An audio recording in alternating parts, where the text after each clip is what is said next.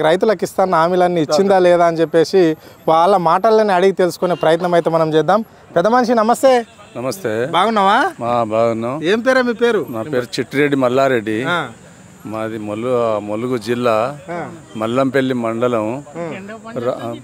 రేవంత్ రెడ్డి గారు 42 పథకాలను పెట్టిండు. 6 పథకాలు అమలు చేస్తానన్నాడు. అందులో ఒక్క పథకం కూడా అమలు చేయలేదు. రైతులకు 2 లక్షలు మాఫీ చేస్తానని మాఫీ చేయలేదు. రైతు బంధు ఇస్తానని మోసం చేసిండు.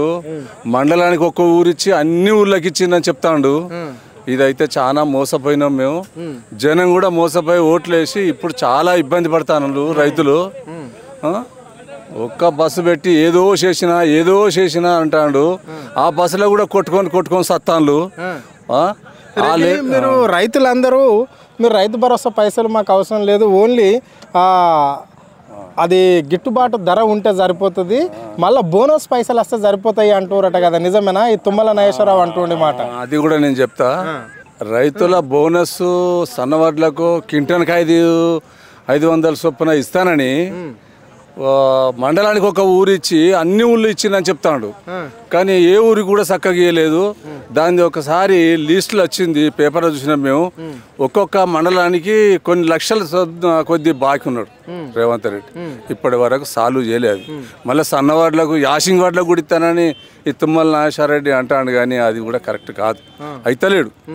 మరి ఇది రైతుల ప్రభుత్వం, రైతుల కోసమే అధికారంలోకి వచ్చింది, రైతులు తీసుకొచ్చారు ఈ ప్రభుత్వాన్ని అధికారంలోకి అని చెప్పిన ముఖ్యమంత్రి. మరి రైతులకు ఎంతవరకు చేదోడు వాదోడుగా ఉంటుంది ఈ ప్రభుత్వం? రైతులకు ఏ మాత్రం చేదోడు వాదోడుగా లేదు. మాటల ప్రభుత్వం, బ్రోకర్ మాటలు చెప్పి మా జనాన్ని నమ్మిస్తే మేము నమ్మి బొల్తా పడ్డాం.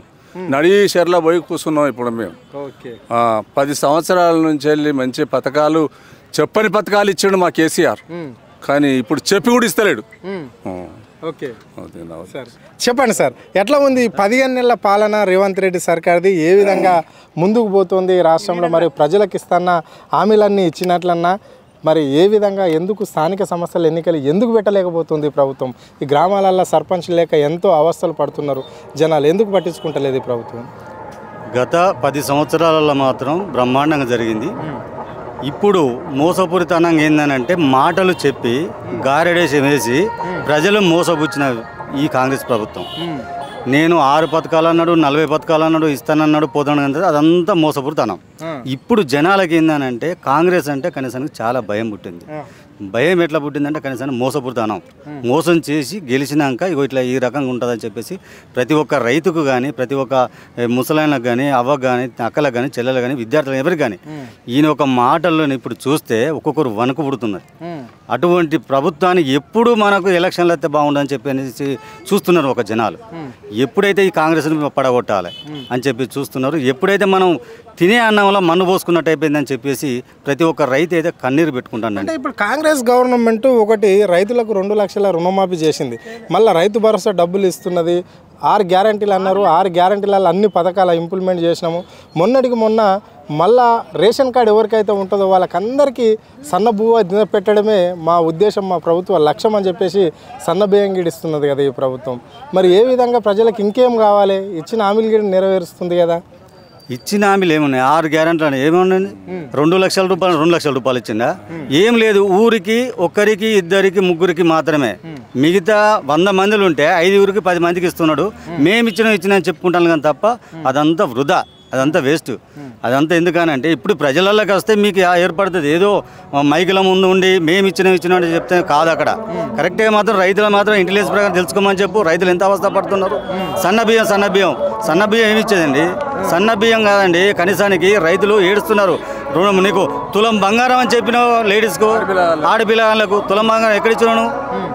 1,60,000 ఇస్తున్నాను, 2,500 ఇంటింటికి ఆడపడుచులు ఎవరైతుంటారో అక్కలకు, చెల్లెలకు, అందరికీ అక్కలకు అయితే ఇస్తా అని చెప్పనన్నావు. ఎక్కడిచ్చిండండి 2,500? ఏడిచ్చిండు? రైతులను ఎందుకు ఇంతగానో మోసపుస్తున్నావు? గిట్టుబాటు ధర లేదు, ఏం లేదండి. ఇప్పుడు రైతులకు కన్నీరు కాదండి, రక్తం చుక్కలు పడుతున్నాయి రైతులకైతే. ఏంది మరి ఇప్పుడు కళ్యాణ లక్ష్మి అన్నావు, షాద్ ముబారక్ అన్నావు, ముచ్చట ఏంది మరి? తులం బంగారం ఇస్తుండా? మినిమం పెళ్ళైన ఆడపడుచులకు కేసీఆర్ గవర్నమెంట్లో 1,16,100 ఇచ్చేది. ఇప్పుడు మరి తులం బంగారం ఇస్తాడు, అవి డబ్బులు గిడిస్తాడు. మరి మినిమం తులం బంగారం అయ్యగాని పక్కకు పెడితే డబ్బులన్నీ వస్తున్నాయా? ఈయన వాస్తవానికి రేవంత్ రెడ్డి గారు ముఖ్యమంత్రి అయినప్పటి నుంచి మొదలు పెడితే మన తెలంగాణలో ఎన్ని పెళ్ళిళ్ళు అయినాయి, నువ్వు ఎంతమందికి ఇచ్చినావు ఒక్కసారి తెలుసుకోమని చెప్పండి. ఇదంతా బూటకపు మాటలు. అప్పుడు కేసీఆర్ ఏంటంటే ఇప్పుడు గుర్తుకొస్తున్నారు, పెళ్లి చేసుకుంటే కనీసానికి ఒక ఆడబిడ్డకు 1,16,000 రూపాయలు కట్నం లేక కనీసానికి ఏదో ఇంతవరకు ఇచ్చేది. ఈ గవర్నమెంట్కి వచ్చిన కంచెల్లి ఒక్క తులం కాదు, ఒక పైసా తెలియదు. మరి కొత్త రేషన్ కార్డులో ముచ్చట ఏంది? కొత్తగా పెళ్ళైన వాళ్ళు ఇప్పటి వరకు రేషన్ కార్డు లేక అల్లడిల్లిపోతున్నారు చాలా రోజుల నుంచి. వాళ్ళందరికీ ప్రభుత్వం అధికారంలో రాగానే రేషన్ కార్డులు ఇస్తామన్నది. మరి మీ గ్రామంలో ఇంప్లిమెంట్ అవుతుందా ఇది? ఏం లేదండి. రేషన్ కార్డులు అనడం వల్ల ఏంటంటే ఏందో అన్ని రాస్తున్నారు, అందరికి మొత్తం కార్యదర్శులు వీళ్ళు వాళ్ళని చెప్పేసి రాయడం జరుగుతున్నది. రాయడమైనాక ఏముంది అని అంటే అలా 500 మందికి రాసుకపోతున్నారు.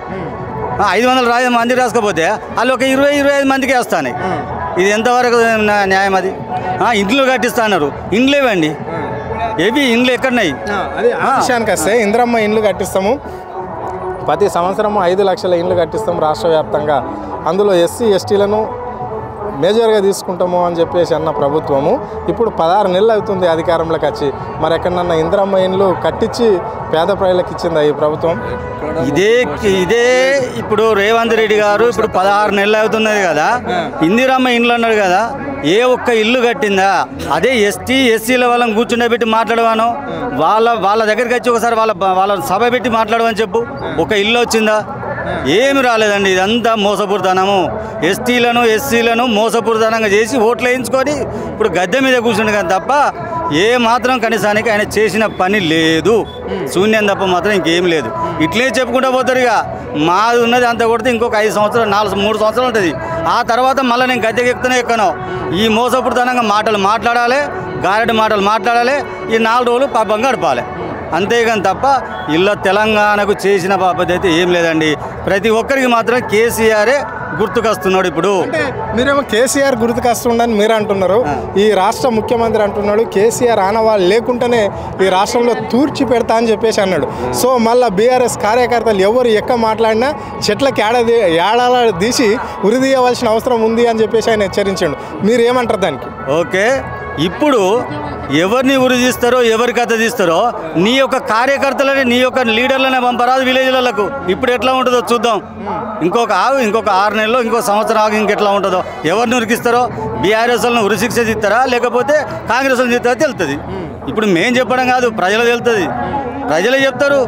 ఇదేదో మేము ఇది కప్పుకున్నామని చెప్పేసి మాట్లాడడం కాదు. ప్రజలు ఉన్నారు. మేమేంటంటే ప్రజల కొరకు తెలవాలని చెప్పేసి ఈ ముచ్చట మాట్లాడుతున్నాం. ప్రజలకు తెలుస్తుంది. ఇదంతా మోసపూరితనం అండి.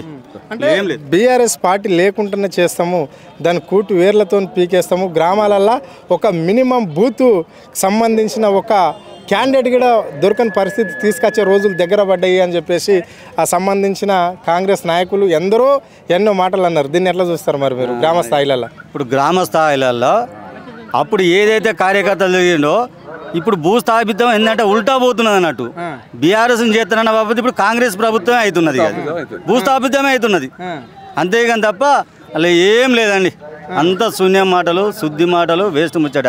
గోడకేసిన సున్నం లెక్కనే మాట్లాడతారు కానీ తప్ప ఒక్కటి లేదండి.